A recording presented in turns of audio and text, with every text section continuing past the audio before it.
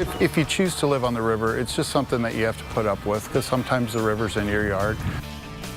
Most of Bettendorf seems to be safe from flooding, but on a part that borders Scott County, right along Mississippi, residents say flooding is common. Good evening, I'm David Nelson. And I'm Sharon DeRick. KWQC Sarah Jones is here, and earlier she met with a resident who created his own flood wall. Sarah? Yeah, if you look right here, this is Ken Hoffman's house, and you can see here in the road is completely flooded. This is what they normally drive down. The Mississippi is normally just over here, so it's come across all this green path and the road.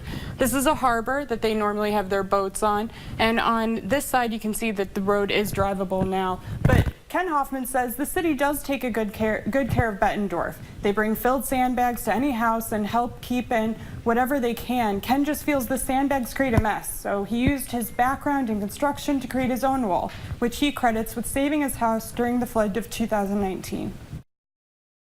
Because of the flood of 2019, to get to Ken's house, you have to go by boat.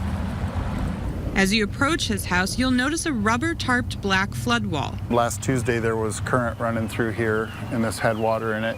So you have to come in by boat, and this is the way we access our house, go up and over the ladders until the water goes down to where we can walk to the front again. And the water has receded. A week ago, Ken says the water reached the bottom of the numbers on his mailbox. He says after the 2011 flood predictions, he built this wall, and he's used it 3 times. There's a footing that goes all the way around the perimeter of the house. I left it back far enough so I had room to work back here and manage things. These posts are Schedule 40 steel that slide into a sleeve, and they have a channel in them, and then we just put tongue and groove 2x8s down into a channel where the rubber membrane meets it down there, so the rubber membrane is actually wrapped under it to keep it from leaking.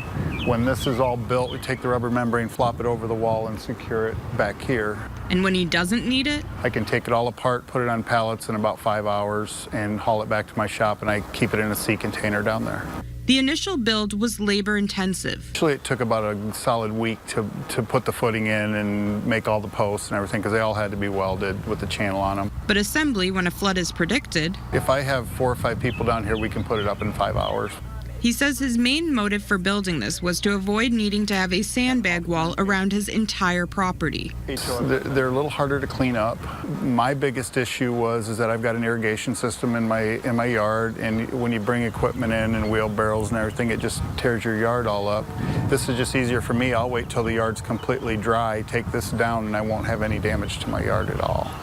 Ken says he's been in concrete and foundation work for most of his life. I've got several sump pits at the lowest points in the wall. And generators in case the power goes out. Materials probably would be less than $5,000. If you were going to hire somebody to do this, you'd probably be looking at $25,000 to $30,000 to have.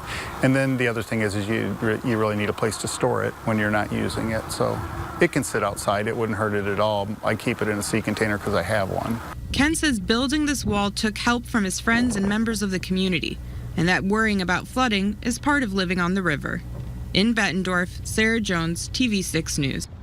Now, Ken says this system works for his house, but he's not sure how well it would work with a multi-level house with an asymmetrical yard. But he says he is happy to share his knowledge with anyone who is interested.